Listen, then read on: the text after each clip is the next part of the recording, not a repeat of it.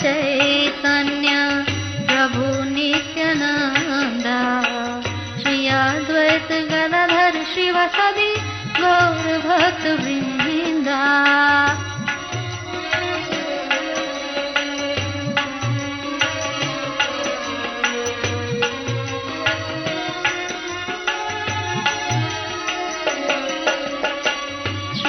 कृष्ण चैतन्य प्रभु नित्यानंद श्री अद्वैत गदाधर शिवासादि गौर भक्त वृंद।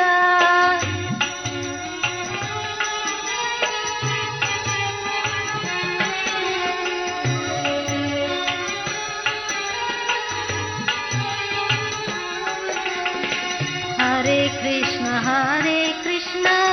कृष्ण कृष्ण हरे हरे हरे राम राम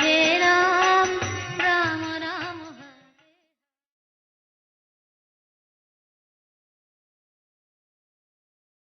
प्रसादो यस्या प्रसादान्य गति कुतोऽपि ध्येयं स्तुवं स्तस्य यशस्त्रिसन्धं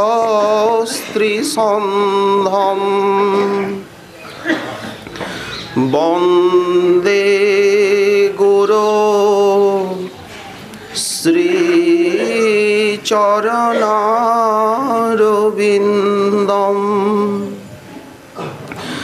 आजानुलम्बितभुजौ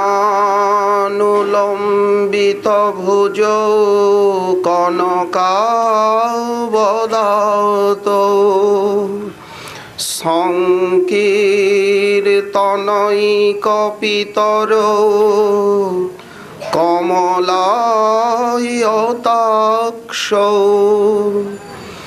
विश्वम्भरो द्विजवरो जुगधर्मपालो वन्दे जगत्प्रियकरो करुणावतारो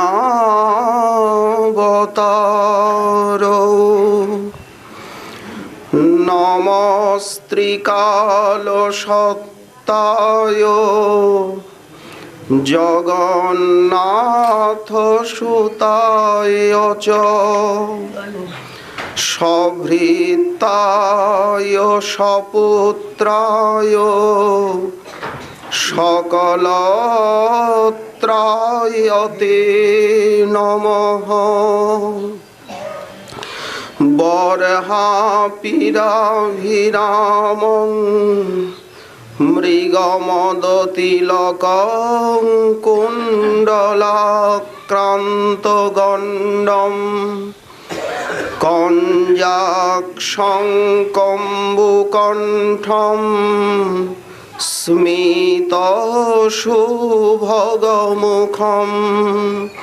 स्वाधरेणस्तवेणुं श्यामं शान्तं त्रिभङ्गं रविकरवसनं भूषितं वैजयन्ता वन्दे वृन्दावनस्थं युवती शतवृतं ब्रह्मगोपालवेशं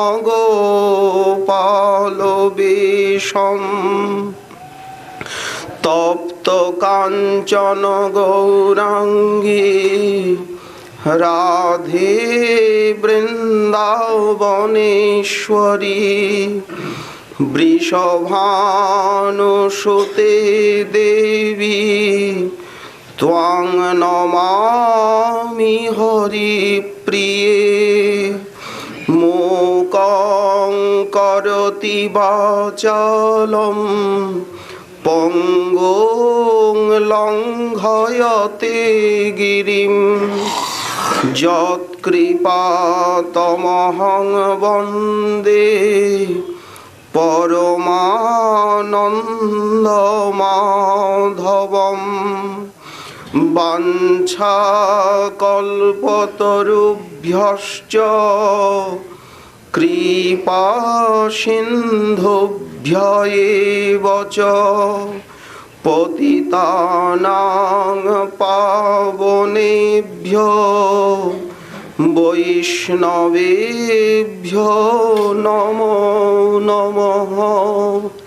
হরি ভক্তি পরাজে চ হরিনাম পরায়ণা দুর্বৃত্তা বা সুবৃত্তা বা তেষাং নিত্যং নমো নমঃ।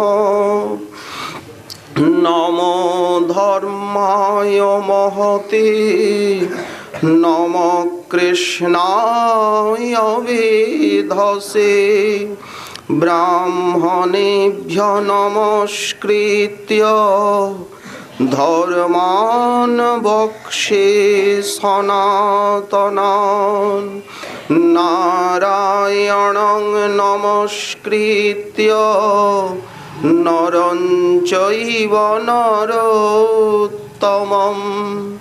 দেবীং সরস্বতীং ব্যাসং ততো জয়মুদীরয়ে।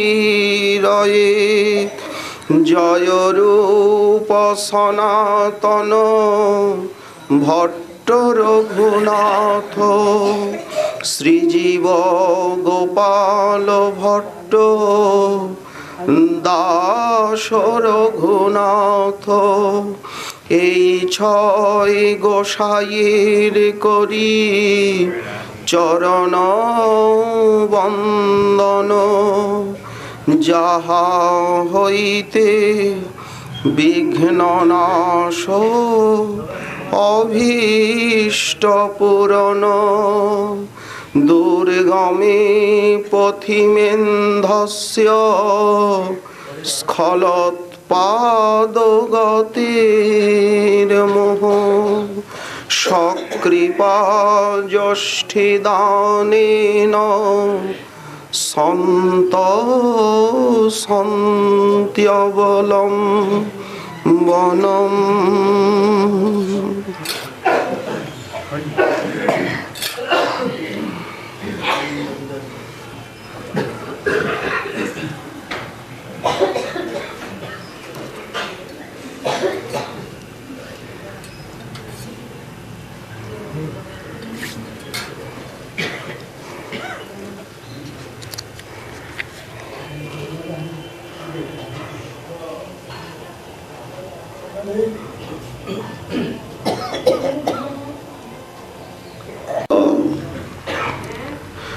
स्तूक्त प्रकाराणां नित्य सिद्ध्यानां गोपदुहितॄणां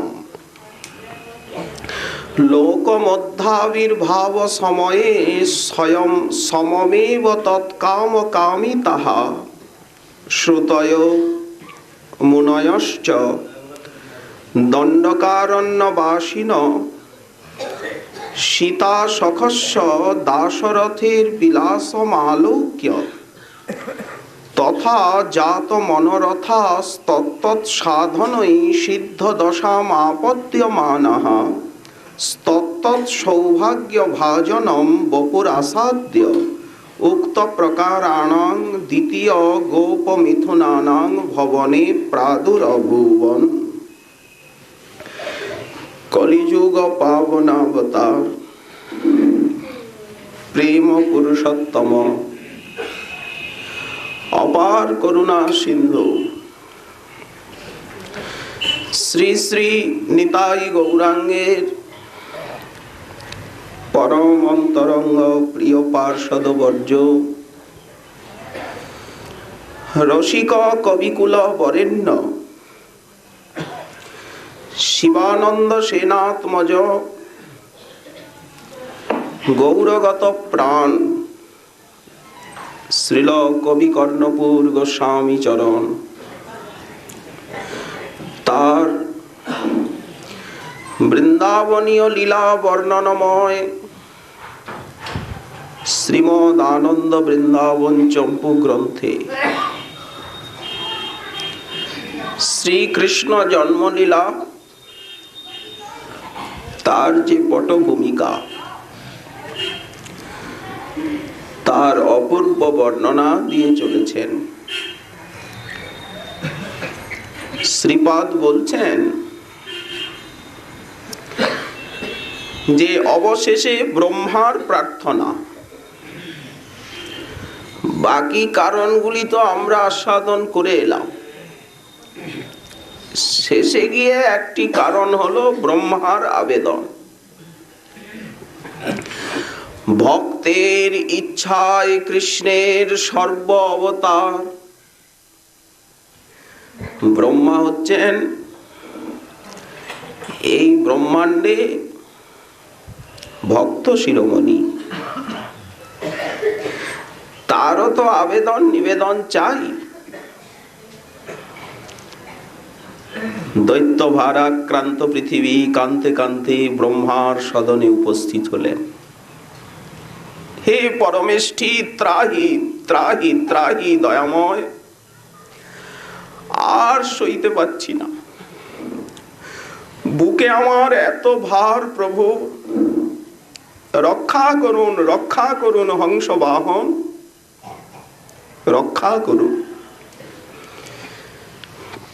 বসুধে, কি হয়েছে আর বলবেন না? রাজা রূপধারী সব দৈত্যগণ তারা যথেচ্ছ আচরণ করছে আমার বুকে। তারা দ্বিজ দেবতার বিদ্বেষ আচরণ করছে, ক্রন্দন করছেন পৃথিবী। শ্রীমদ্ ভাগবতে আছে, গৌর ভূত্তা অশ্রুমুখী ক্ষেন্না ক্রন্দন্তি করুণং বিভো উপস্থিতান্তিকে তস্मै ব্যসনং সমবোচত।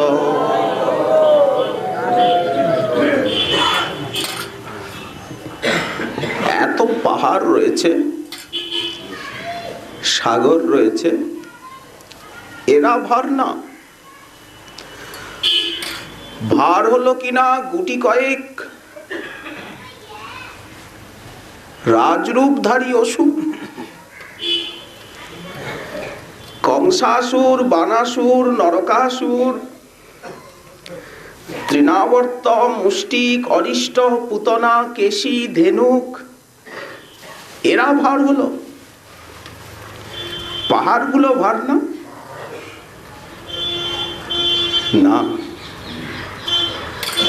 যারা অধার্মিক, পরদ্রোহী, পরপ্রেরক, তারাই তো পিতামহ আমার বুকের ভার। চলো ক্ষীরসাগরের তীরে যাই। ওহে, সবাই যেতে হবে। ৩৩ কোটি দেবতা, কিন্তু একজনকে না নিলে তো চলবে না। তিনি হচ্ছেন বৈষ্ণবরাজ শম্ভু মহাদেব। আমরা ৩৩ কোটি এবং মুনি ঋষি একদিকে, আর উনি একদিকে। ওনাকে না নিলে হবে না।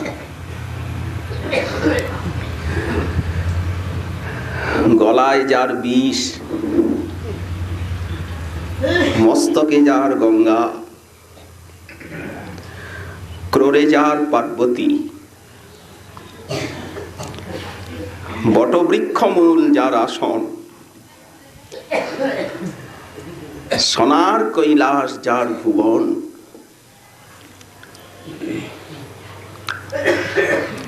অখিল ঐশ্বর্যের অধিপতি হয়েও যিনি কাঙালের রূপ ধারণ করে আছেন, তপস্বীর বেশ,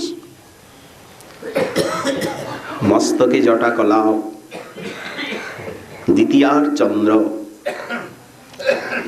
হস্তে অক্ষমালা, ত্রিনয়ন, অর্ধমুকুলিত, অঙ্গে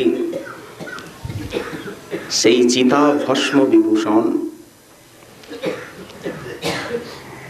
এমন সাধু মহাপুরুষকে না নিলে কি আমাদের কথা প্রভুর কানে যাবে?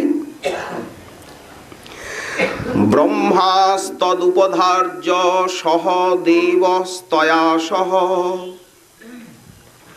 মাগো, তুমিও চলো। জগাম সত্রিনয়ন, মহাদেব ত্রিনয়ন, স্থিরং ক্ষীরং পয়োনিধে। ক্ষীর সাগরের তীরে গিয়ে উপস্থিত হলেন সারি সারি। দণ্ডায়মান পুরুষং পুরুষ সুক্তেন উপতস্থে সমাহিত। সবাই স্তুতি প্রারম্ভ করলেন। 33,000 বলি 33 কোটি দেবী দেবতা, দেবতা আর এত মুনি ঋষি। ব্রহ্মা মহাদেব কেমন মানিয়েছে ক্ষীরসাগরের তীরটা, শোভা হয়েছে কেমন। তাদের সেই স্নিগ্ধ কণ্ঠের স্তুতিতে, তাদের অশ্রু জলে, তাদের আকুতিতে কিরকম মনোহর একটা গম্ভীর পরিবেশের সৃষ্টি হয়েছে। স্তুতি করতে করতে ভাবুক ব্রহ্মা সমাধিস্থ হয়ে গেলেন। কিসের আকর্ষণে, কিসের অনুভবে, এসব তিনিই জানেন। সমাধি দশায় ব্রহ্মা পরম পুরুষের বাণী শ্রবণ করছেন। তাহলে কেউ শুনতে পেল না। ব্রহ্মা শ্রবণ করছেন সমাধি দশায়, বাইরের কানে না। তাহলে কতখানি দুর্লভ সেই পরম পুরুষের বাণী শ্রবণ ব্রহ্মার পক্ষে। অন্যের তো কথাই নেই। সমাধিস্থ হয়ে সমাধির কানে শুনছে। গিরং সমাধৌ গগনে সমীরিতাম নিশম্য বেধা স্ত্রীদশানুবাচ গাং পৌরুষিং মে শৃণুতামরা। হে অমরা, হে অমর বৃন্দ, সেই পরম পুরুষের অভয় বাণী তোমরা আমার নিকট শ্রবণ করো।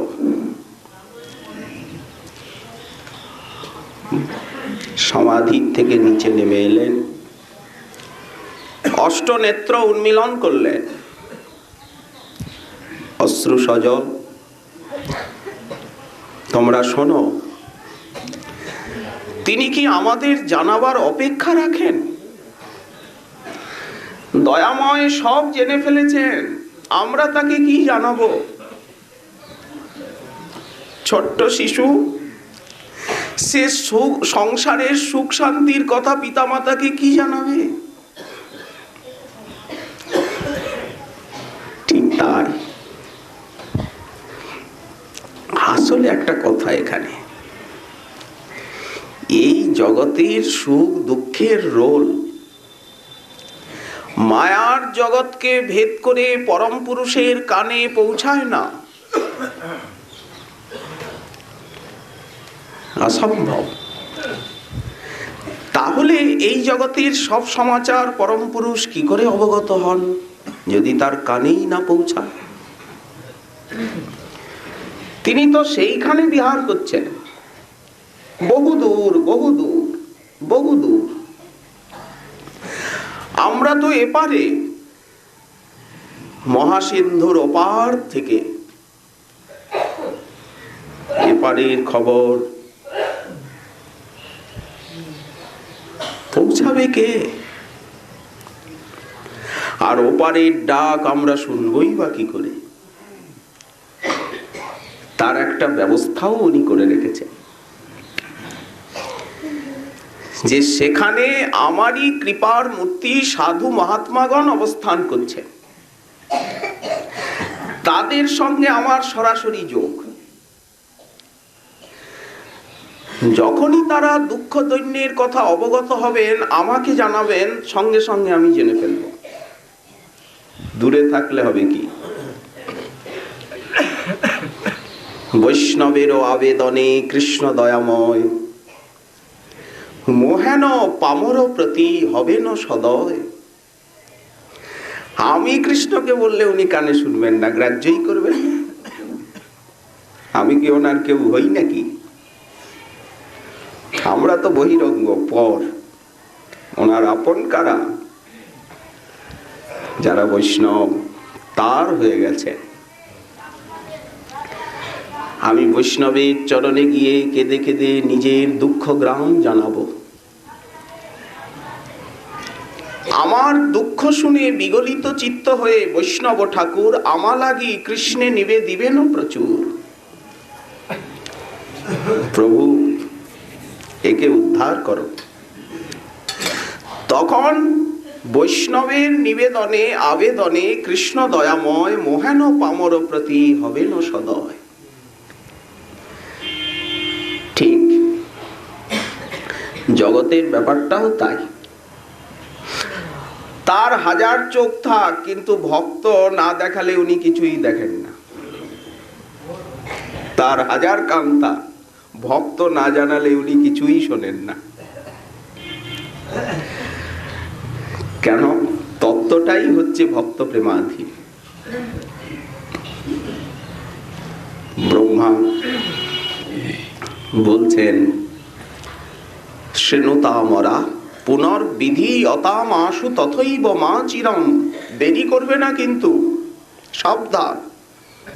পরম পুরুষের আজ্ঞা পালনে একটু যেন বিলম্ব না হয়। পুরৈব পুংসাব ধৃত ধরা জ্বর,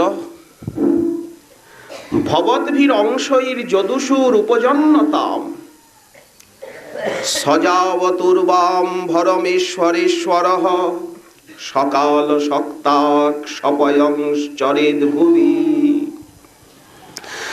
তোমরা সবাই তার সেবার নিমিত্ত প্রস্তুত হও। ঠাকুর, আমরা দেবতা, আমরা তার কি সেবা করব?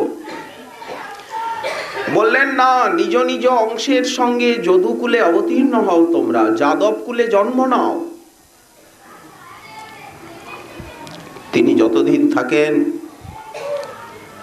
তোমরা তার সেবার সৌভাগ্য পাবে। সম্ভবন্তু সুরস্ত্রীয় দেবীগণ, ভাগ্যবতীগণ, আপনারা তাড়াতাড়ি গিয়ে যদুবংশে, রাজবংশে রাজকুমারী হয়ে জন্ম নিন। কেন? সেই অখিল ব্রহ্মাণ্ড নাথের আপনারা সেবার সুযোগ পাবেন। বলিহারি আপনাদের ভাগ্য। আদেশ দিচ্ছে,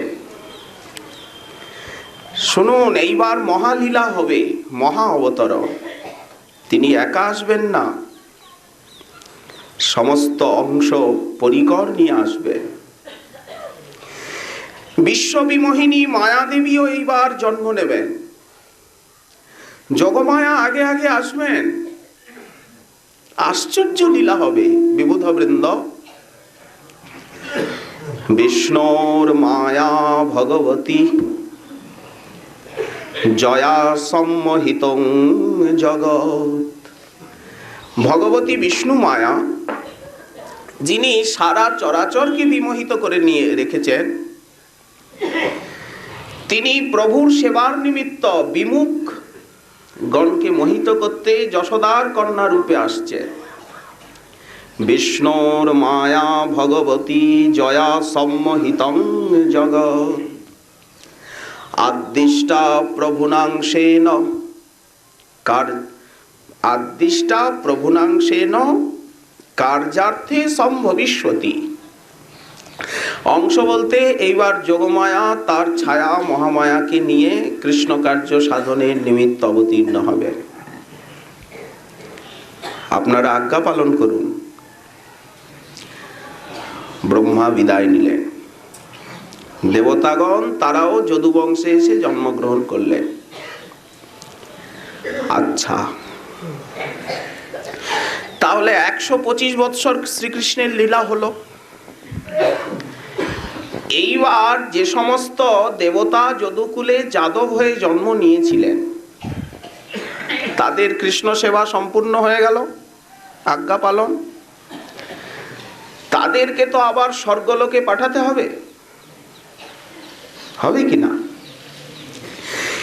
এই জন্য কি হলো, যদুবংশ সংহার লীলা হলো, যেন একটা মারামারি। ব্রাহ্মণের অভিশাপ হলো। ঋষি ঠাকুর, মুনি ঠাকুর বলে দিন না, বলে দিন দয়া করে, এই মেয়েটা গর্ভবতী, আপনাদের সামনে লজ্জায় বলতে পারছে না, এই কজ্জল নয়না কন্যা, এর মনে পুত্র লাভের খুব ইচ্ছা। আপনারা তো অমোঘ দর্শন, কৃপা করে বলে দিন এ কন্যা প্রসব করবে না পুত্র? বাইরে খুব দৈন্য বিনয় দেখাচ্ছে। বিশ্বামিত্র, অসিত, বশিষ্ঠ, ভরদ্বাজ, ভৃগু, অঙ্গিরা, পুলস্ত, পুলহ, ক্রতু তারা সৎসঙ্গ করছিলেন। রেগে গিয়ে তাকিয়েছেন, আরে মন্দ মূর্খ,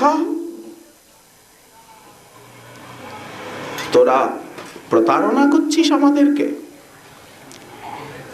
আপনাদের ক্রোধ হলো কেন? সাধু পুরুষদের তো ক্রোধ থাকে না, তারা তো সবসময় সত্যগুণে প্রতিষ্ঠিত। কাম এষ, ক্রোধ এষ, রজগুণ সমুদ্ভব।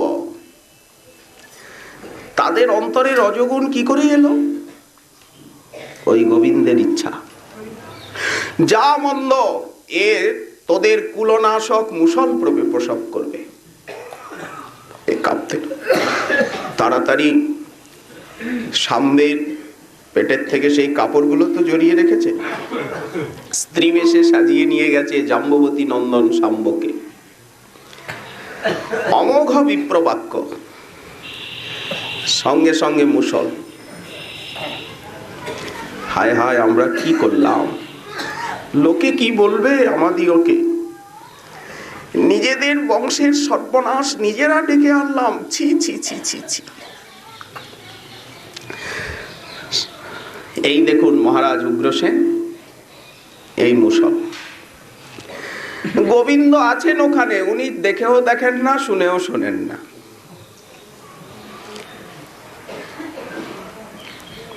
ওই যে এদেরকে পাঠাতে হবে স্বর্গে, একটা ছলনা চাই। আর সাধারণ মায়াবদ্ধ জীবকে মোহিত করতে হবে, জন্ম কর্ম চমে দিব্যম, এটা যাতে সাধারণে বুঝতে না পারে। দেখুন ভারতবর্ষের অবস্থা, সাধারণ মানুষরা কি বোঝে? শ্রীকৃষ্ণ একজন মহাপুরুষ, এই তো আমরা বুঝি। তিনি আবার রাজনীতিবিদ, কূটনীতিজ্ঞ, আমরা তো এই বুঝি। মহাভারতের অধিনায়ক, একজন মহাপুরুষ।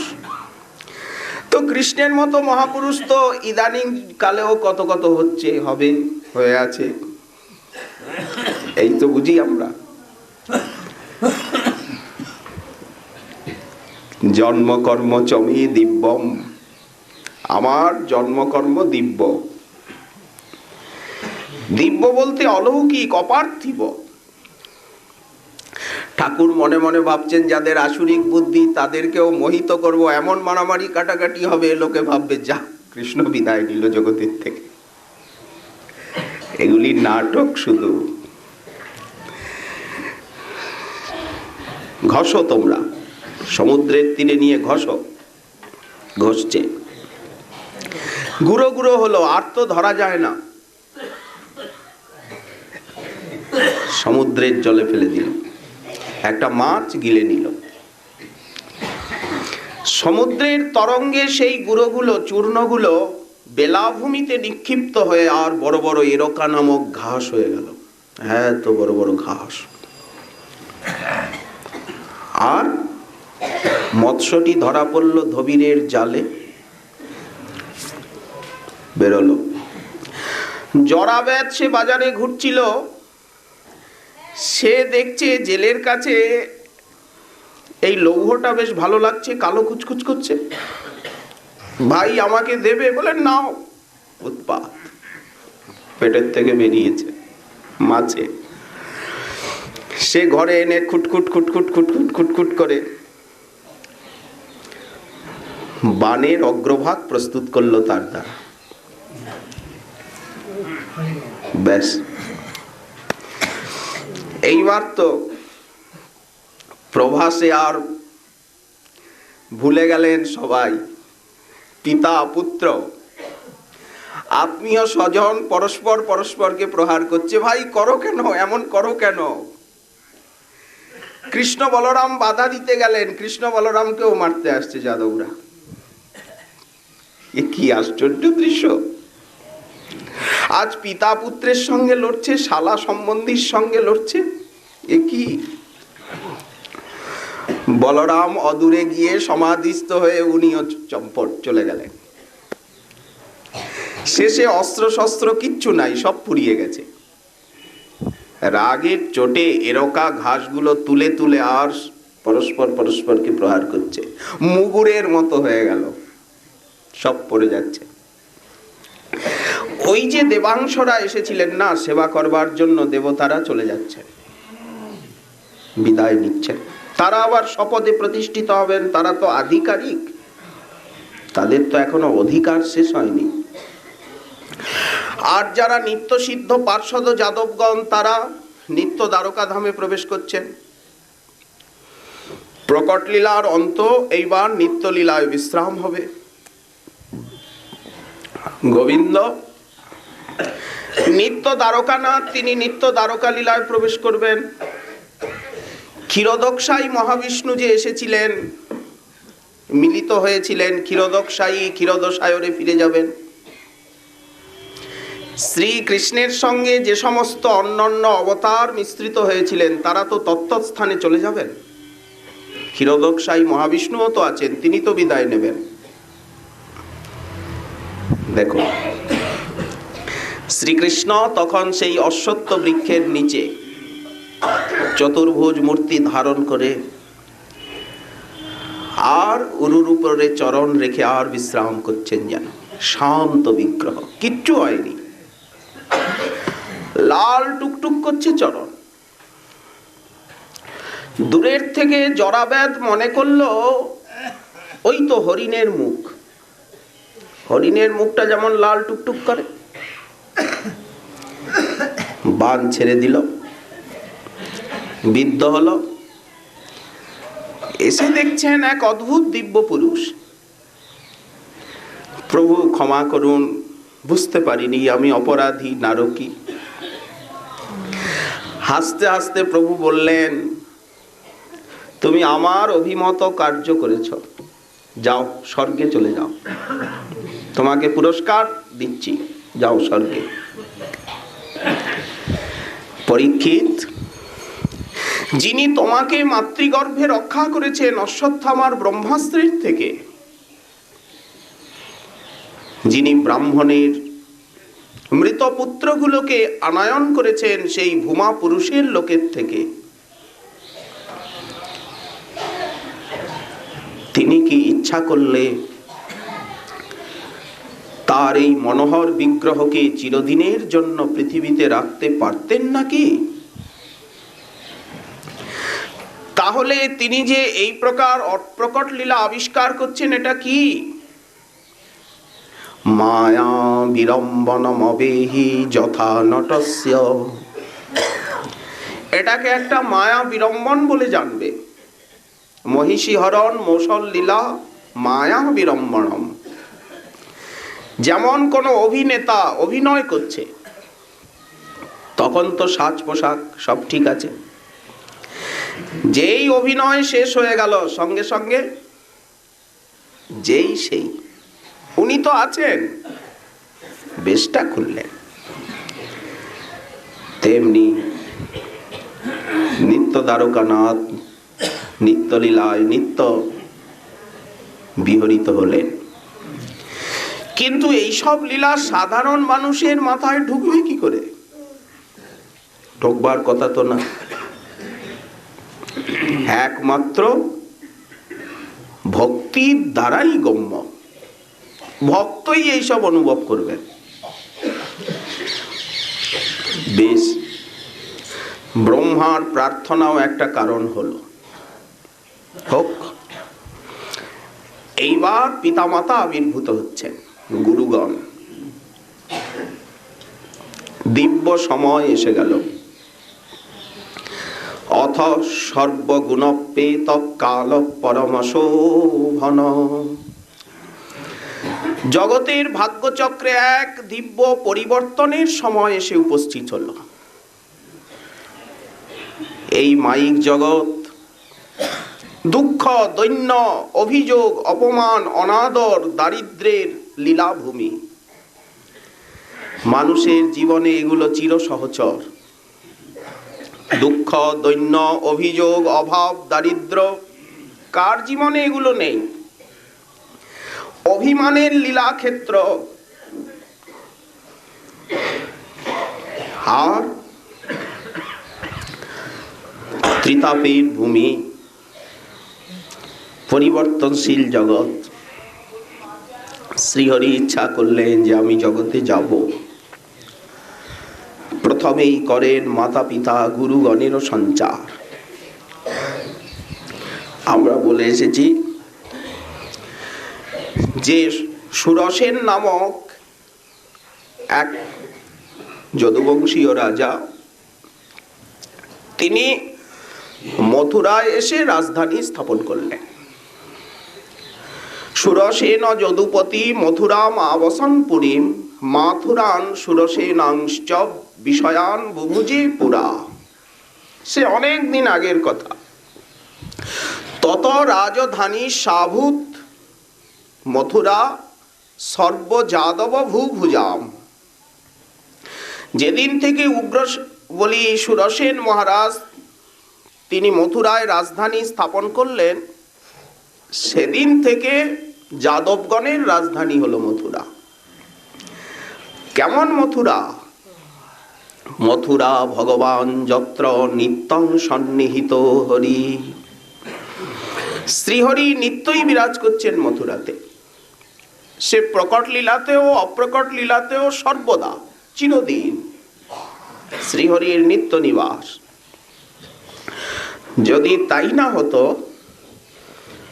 তাহলে ধ্রুবের শ্রদ্ধাতে প্রসন্ন হয়ে দেবর্ষিপাদ নারদ মনে মনে ভাবছেন, বালক ধ্রুব ভগবানের সঙ্গে মিলতে চায়, কোন জায়গায় একে সাধনা করতে বলবো? কোন জায়গায় সাধনা করলে শ্রীহরি চট করে প্রসন্ন হন, প্রেম ভক্তি দেন? তখনই মনে হলো মথুরার কথা। ধ্রুবকে বলছেন, তুমি মধুবনে চলে যাও সোজা। যজৌ মধুবনং পুণ্যম হরের চরণ চর্চিতম। শ্রীহরির চরণ চর্চিত, তার পদধূলি রঞ্জিত, পদচিহ্নে অঙ্কিত, শ্রীচরণ চুম্বিত মধুবনে তুমি গমন করো। সেখানে কালিন্দীর জলে স্নান করবে, স্থির আসন কল্পনা করে বসবে, আর এই বিধিতে তার আরাধনা করবে। এই তো বললেন। অম্বরীশ মহারাজ তিনি শশাগরা পৃথিবীর সম্রাট ছিলেন, কিন্তু উনি যখন সংকল্প করলেন যে আমি 1 বৎসর ব্যাপী একাদশী ব্রত পালন করব, তো উনি কি একাদশী ব্রত করতেন না? ওখানে একাদশী বলা হয়নি, দ্বাদশী বলা হয়েছে। কেন? বললেন বৈষ্ণবগণ তো আর দশমী বিদ্যা একাদশী করেন না, তাদের একাদশীটার ভিতরে কেমন থাকে, অর্ধেক একাদশী অর্ধেক দ্বাদশী। এই তো কোনো সময় আবার হয় কি একাদশী খুব কম এসে যায়, 3 ভাগই দ্বাদশী। এই জন্য দ্বাদশীরই প্রাধান্য বলে দ্বাদশী ব্রত বলা হয়েছে। বেশ, তো উনি শশাগরা পৃথিবীর সম্রাট, যে কোনো জায়গায় দ্বাদশী ব্রত পালন করুন, শ্রীহরির আরাধনা করুন না, আপত্তি কি? কিন্তু এসে ব্রত করলেন মথুরায়। দুর্বাসার সঙ্গে যে ঘটনাটা ঘটলো সেটা মথুরায়। কেন? বললেন শ্রীহরির নিত্য অবস্থান ভূমি, এখানে স্বল্প সাধনা করলেই উনি পরম প্রসন্ন হয়ে যান, এইটাই বিশেষতা। বেশ, মথুরা হলো যদুবংশীয়গণের রাজধানী। চলতে লাগলো সময়। এই যদুবংশেই একজন প্রতাপী ক্ষত্রিয় হলেন, তার নাম হচ্ছে দেবমীর। তিনি 2টি বিবাহ করলেন, এক পত্নী ক্ষত্রিয়া আর অপর পত্নী বৈশ্যা। 2 পুত্র হলো। ক্ষত্রিয়া পত্নীর গর্ভে যে পুত্র লাভ করলেন তিনি, তার নাম হলো শূর। শূর, এই জন্য গোবিন্দের একটা নাম কি? শৌরী, শূর বংশজাত। আর বৈশ্যা পত্নীর থেকে যে পুত্র হলো তার নাম হচ্ছে পর্জন্য। পর্জন্য শব্দের অর্থ মেঘ। ইনি সেই জলীয় মেঘ নয়, ইনি প্রেমের মেঘ, প্রেমামৃত বর্ষণকারী মেঘ। কিন্তু একটা কথা, সেকালের দিনে রীতি ছিল পিতার বর্ণ অনুসারে পুত্রের বর্ণ হতো না, মায়ের বর্ণ অনুসারে পুত্র নির্বাচিত হতেন। পিতা ব্রাহ্মণ হলেই সন্তান যে ব্রাহ্মণ হবে তা নয়। যদি মা ব্রাহ্মণী না হন, মা যদি শূদ্রাণী হন, তাহলে সেই পুত্র শূদ্র বলেই গণ্য হবে।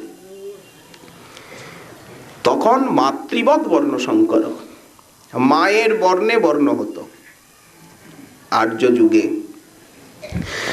এই জন্য সুরের মা যেহেতু ক্ষত্রাণী, এই হেতু সুর হয়ে গেলেন ক্ষত্রিয়। আর পর্জন্যের মা বৈশ্য, এই জন্য পর্জন্য হলো বৈশ্য, কিন্তু পিতা এক। তাহলে সুর তো মথুরাই থাকলেন, রাজকার্য করছেন, তিনি তো যাদব। পর্জন্য তিনি বৈশ্য বৃত্তি নিলেন। বৈশ্যের 4টি বৃত্তি: কৃষি, বাণিজ্য, গোরক্ষা এবং কুশীদ। যারা কৃষি কার্য করেন তারা বৈশ্য, গোপালন বা পশুপালন করেন। আর বাণিজ্য, অপর হচ্ছে কুশীদ। কুশীদ বলতে ঋণের ব্যবসা, যাকে কি বলা হচ্ছে? ধার দেওয়া। বেশ, উনি গোপালন ব্রতটা নিলেন। বিশাল গো সম্পত্তি হলো পর্জন্যের। কোথায় নিবাস করব? নন্দীশ্বরে এসে নিবাস করলেন। বেশ সুন্দর পাহাড়, চারিদিকে বন। গোপালন করতে গেলে উন্মুক্ত গোচারণ ভূমি তো চাই।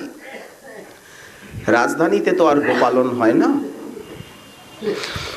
সেইখানে এই পর্জন্য অত্যন্ত ধর্মশীল, উত্তম পুত্র লাভ করবার নিমিত্ত শ্রী নারায়ণের দীর্ঘকাল আরাধনা করলেন নন্দীশ্বরে।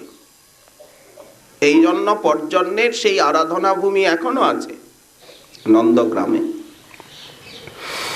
হলো কি, এদিকে কংসের অনুচর, তখন কংস হয়নি, কেশী দানব খুব অত্যাচার করত পর্জন্যের নন্দীশ্বরে।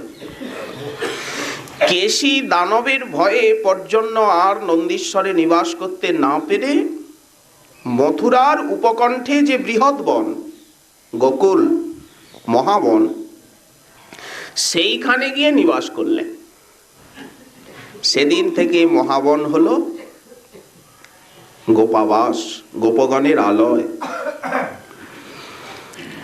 এখন সেই পর্জন্যই আভীর বংশীয় কন্যা সুমুখ গোপের পুত্রী তাকে বিবাহ করলেন। তিনি হচ্ছেন অখিল জগতের যশোদাত্রী, যশোদায়িনী মাতা যশোমতী। যে কন্যাকে বিবাহ করলেন পর্জন্য, সেই কন্যার নাম কি? বরীয়সী। পর্জন্যের শ্বশুরের নাম কি? সুমুখ। তিনি আভীর বংশজাত। পর্জন্য এবং বরীয়সীতে অপূর্ব দাম্পত্য প্রীতি হলো। তার থেকে 5টি সন্তান লাভ করলেন পর্জন্য।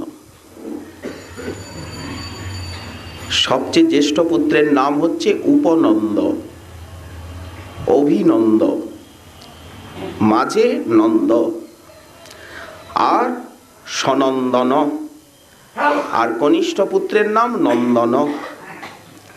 এই 5 ভাই পর্জন্যের পঞ্চপুত্র। উপনন্দ, অভিনন্দ, নন্দ, নন্দন, সনন্দন, নন্দন। এই এখন পর্জন্যকে সমস্ত গোপকুলের রাজা বলে সবাই সম্মান করতেন, রাজতিলক করে দিয়েছিলেন। গোপকুল আভীর কুলের উনি রাজা।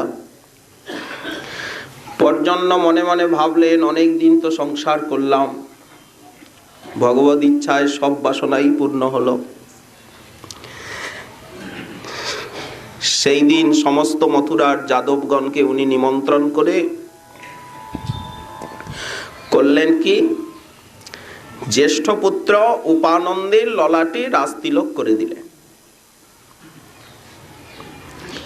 তার হাতে সমর্পণ করলেন গোপরাজ্যকে, গোধন সম্পত্তিকে। উপানন্দ করলেন কি? দেখুন ভাইয়ে ভাইয়ে কেমন প্রীতি। সেই যাদব সভার ভিতরে এই সমস্ত গোপগণ আছেন, পিতা পর্জন্য আছেন। উপানন্দ বললেন, আমার কিছু করণীয় আছে, কিছু বক্তব্য আছে আপনাদের সামনে। পিতা আমার নাম রেখেছেন উপনন্দ। উপ বলতে সহকারী নন্দ, তাই তো? যদ্যপি আমি জ্যেষ্ঠ, কিন্তু আমাদের ভ্রাতাগণের ভিতরে গুণগণে সব দিক থেকে গুণবান হচ্ছেন এই নন্দ। সে মধ্যম, কিন্তু গুণে জ্যেষ্ঠ। জগতে 2 ভাবে জ্যেষ্ঠ হওয়া যায়, জ্যেষ্ঠ বা শ্রেষ্ঠ, এক বয়সে, এক গুণে। তো ইনি গুণে জ্যেষ্ঠ এবং শ্রেষ্ঠ। এই জন্য আমি আমার এই রাজতিলক একে করে দিলাম। নিজের তিলক নিয়ে ভ্রাতা নন্দের ললাটে করে দিলেন, পাগড়িটা খুলে পরিয়ে দিলেন। দেখুন, জগৎ স্নেহ পরম্পরার অধীন। জগৎ কাকে আদর করে? মানুষকে মানুষ সম্মান করে না, আদর করে না, গুণের আদর করে, সম্মান গুণের। অতএব এ গুণে শ্রেষ্ঠ। নন্দ প্রতিবাদ করলেন, এমন করবেন না দাদা। কিন্তু উনি কি মানবেন? উনি বললেন, তুমি নন্দ, আর বিধাতা আমার নাম রেখেছেন উপনন্দ, সহকারী নন্দ। এই জন্য আমি মন্ত্রী হয়ে চিরদিন তোমার সহায়তা করব। উনি মন্ত্রী হলেন। ব্যাপারটা দেখে ভাইদের ভিতরে এত প্রীতি, পর্জন্য অত্যন্ত আনন্দ পেলেন। শেষে নন্দের হাতে রাজ্যভার সমর্পণ করে তিনি বৃন্দাবনে যমুনার তটে গিয়ে শ্রীহরির আরাধনায় সংলগ্ন হলেন। আর পর্জন্যের যে ভ্রাতা সুর, তার যে পুত্র হলো তিনি হলেন বসুদেব মহাশয়। এই জন্য বসুদেব এবং নন্দেতে ভাতৃ সম্বন্ধ। বয়সে নন্দ মহাশয় বড় বসুদেবের থেকে, ভাই তো বেশ এক প্রাণ। হলো কি, গোপরাজ নন্দ তিনি ব্রজের রাজা হয়েছেন, সমৃদ্ধির অভাব নেই, সব দিক থেকে সুখ সুবিধা। দীর্ঘকাল অতিবাহিত হয়ে গেল, কিন্তু উনি কোনো পুত্র সন্তান লাভ করলেন না। যশোমতীর সঙ্গে বিবাহ হলো, আনন্দেই দিন কাটছে, সুখ সমৃদ্ধির অভাব নেই, কিন্তু কোনো পুত্র সন্তান কিছুই লাভ করতে পারলেন না। এই একটা অভাব। গৃহস্থ আশ্রমে যারা থাকেন তারা যদি পুত্র কন্যা লাভ করতে না পারেন, সেই অভাবটা কিছুতেই পূর্ণ হয় না। সেটা তারাই জানেন, আমরা তার কি বুঝব। আচ্ছা, তাহলে পুত্রেষ্টি যাগাদি কেন করলেন না উনি? পুত্রেষ্টি যাগাদির ব্যবস্থা তো করতে পারতেন। বললেন না না, পুত্রেষ্টি যাগাদি হয়েছিল, উপানন্দ মহাশয় সবকিছুই করেছিলেন, কিন্তু তাতে কোনো তেমন ফল হয়নি। কেন হয়নি? কারণ গোপরাজ নন্দ তিনি চাইতেন না যে আমার প্রাকৃত সন্তান লাভ হোক। যজ্ঞ করলে কি হবে? যার সন্তানের প্রয়োজন তিনি যদি না চান, তাহলে তার অন্তরে সংকল্প না জাগলে কি করে হবে? কেন উনি চাইতেন না প্রাকৃত সন্তান? ওনার অন্তরে বাহিরে এক দিব্য সন্তান সতত খেলা করত। উজ্জ্বল নীলবর্ণের এক বালককে উনি শয়নে স্বপনে দেখতে পেতেন, স্ফুরণ হতো। কেন? স্বয়ং ভগবান শ্রীকৃষ্ণের তিনি নিত্য পিতা, যশোমতী নিত্য মাতা, শুদ্ধ বাৎসল্য রসের একমাত্র অধিকরণ। গোপরাজ নন্দ শয়নে স্বপনে দেখতেন এক দিব্য কুমার, অতসী কুসুমের মতো বর্ণ। এই জন্য উনি প্রাকৃত সন্তান কামনাই করেননি। অন্তরে তিনি মর্মে মর্মে জেনেছিলেন এই সন্তানকে কোনো দান পুণ্য সৎকর্মের দ্বারা লাভ করা যায় না। অতএব ওরা পুত্রেষ্টি যজ্ঞ করছে, করতে দাও। আমি যে সন্তান চাই সেই সন্তান কোনো দান পুণ্য সৎকর্ম যজ্ঞে মেলে না। যশোদে সেই দিন নির্জনে কথা হচ্ছিল। আমি প্রায়ই দেখি যে তোমার ক্রোড়দেশে শোভা পাচ্ছে এক অতসী কুসুম কান্তি দিব্য বালক। তুমি কি কিছু দেখো? যশোদে, আমি যেমন নিরন্তর সেই বালককে দেখি, তুমি কি কিছু দেখো? যশোমতী বললেন, মহারাজ, আমি লজ্জায় এবং আপনার দুঃখ হবে জেনে এই বিষয়ে কিছু বলি না। কারণ আপনার দুঃখ হবে, আপনি ভাববেন যে যশোদা সন্তান কামনা করে। আমি মনের বেদনা মনেই গোপন করে রাখি। তবে হ্যাঁ, সতত শয়নে স্বপনে জাগরণে দেখি নীলমণির এক বালক আমার ক্রোড়ে ক্রীড়া করছে। কখনো আপনার ক্রোড়েও দেখি, কিন্তু প্রাণনাথ, এ তো সত্য হবার নয়, এ তো স্বপ্ন, এ তো সাকার হবার কোনো উপায়ই নেই। যশোদে, কেন নেই? ভক্ত বাঞ্ছা কল্পতরু নারায়ণের যদি কৃপা হয়, কোনো অসম্ভব সম্ভব হতে কি পারে না?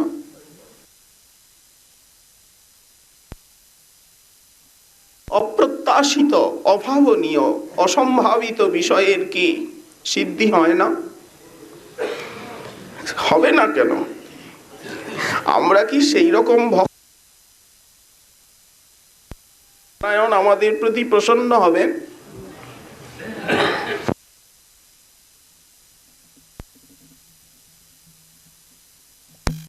হবে হবে, তিনি ভক্তবৎস হবে, কি করা যায়?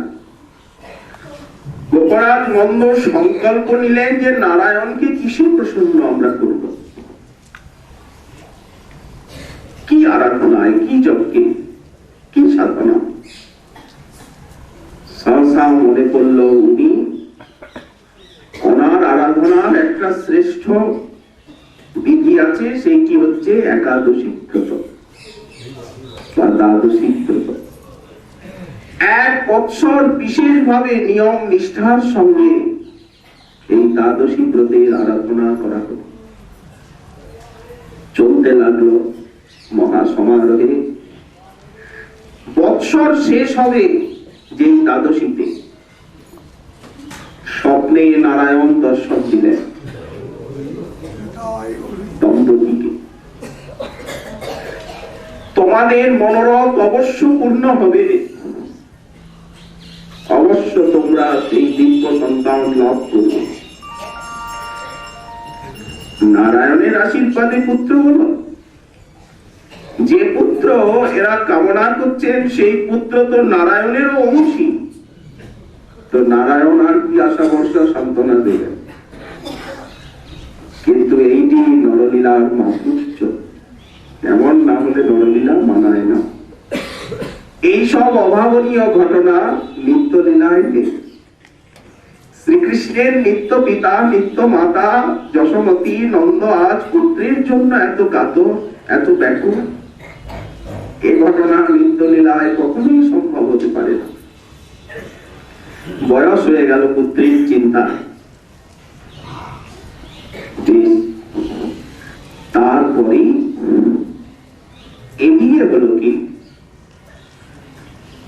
হঠাৎ সেই রাত্রিতে,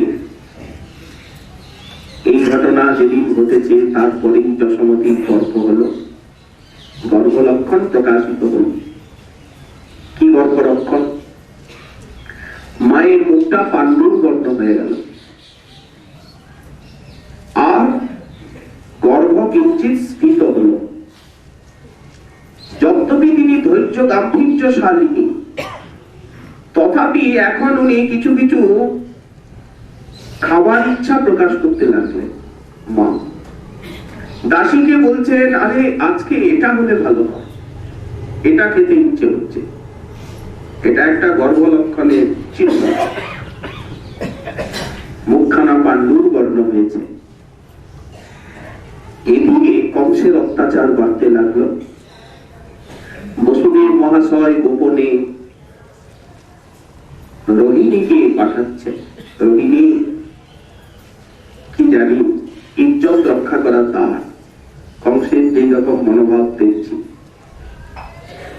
তুমি গোকুলে গিয়ে ব্রজরাজের ভবনে গোপনে থাকো, আজকের রাত্রিতেই প্রস্থান করো মথুরার থেকে। রাতের অন্ধকারে একটা ঘটকিতে আরোহণ করে রোহিণী, তিনি রাতের অন্ধকারে মথুরার থেকে গোকুলে নন্দ ভবনে বাসার তিনি হয়ে রোহিণী মহাসতী। তার আগমন মাত্রেই গোকুলে নানা শুভ লক্ষণ প্রকাশিত হতে লাগলো। আনন্দময় হয়ে উঠল গোকুল ভূমি। হঠাৎ একদিন এক বৃদ্ধা তপস্বিনী আর এক বালক এসে উপস্থিত। ব্রাহ্মণ বালক। কে আপনি? কে? তপস্বিনী। তিনি হচ্ছেন পূর্ণমাসী দেবী এবং মধুমন্ডল। এ বিষয়ে যে অপূর্ব আলোচনা শ্রী শ্রী রাধা গোপীনাথ জি